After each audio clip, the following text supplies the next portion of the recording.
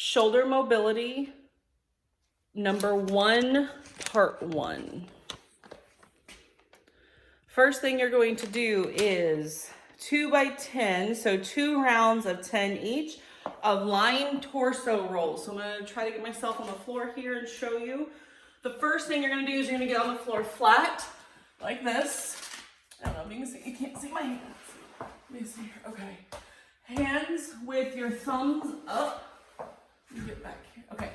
When you're up here like this, get laid on the floor, get yourself comfortable and relax. And what you're gonna do is you're going to try to move your upper torso with thumbs up.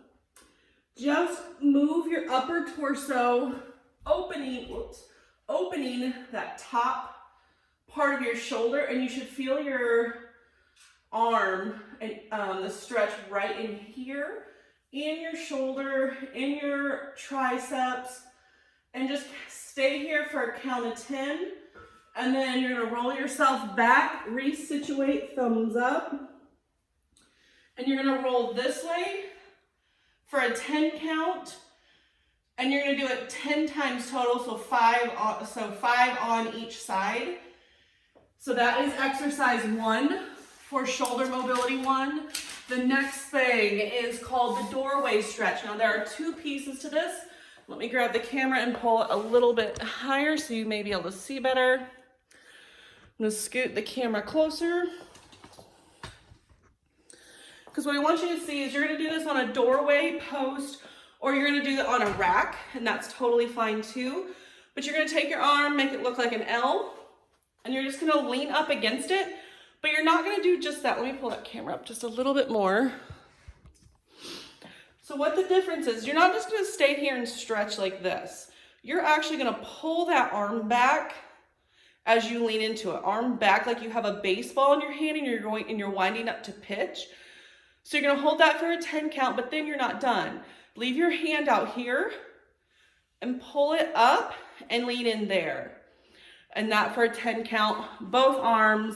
Both of those are called the doorway stretch. The next thing are the banded pull aparts.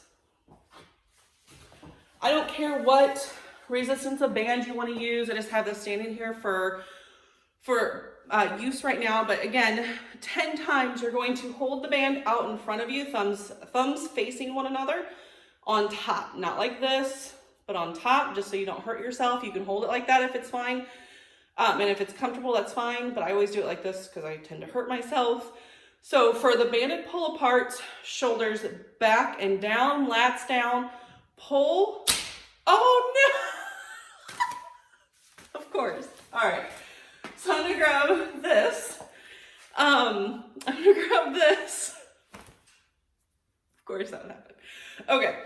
So straight out again, especially with the band like this. That's the longer one. It will hurt the inside of your hands if you're not careful.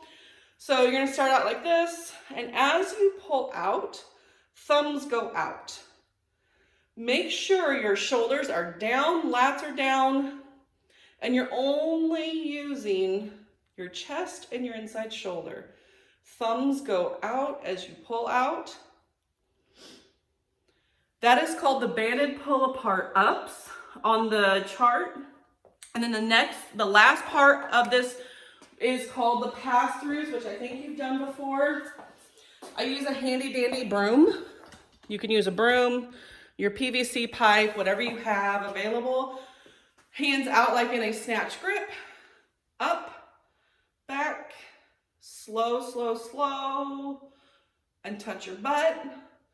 Come back up, 10 of those. Notice I'm not going like this. I'm not going like this, so that's the best way to hurt yourself. Slow, up, this should be easy, starting to feel your lats engage.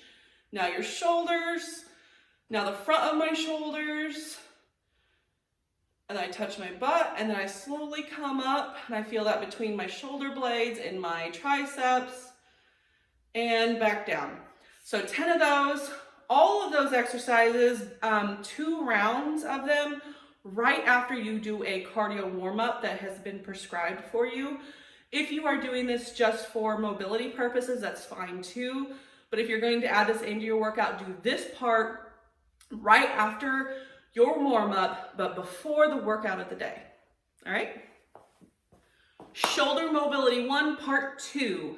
This will be done 2 rounds of 10 after your workout and before your stretching.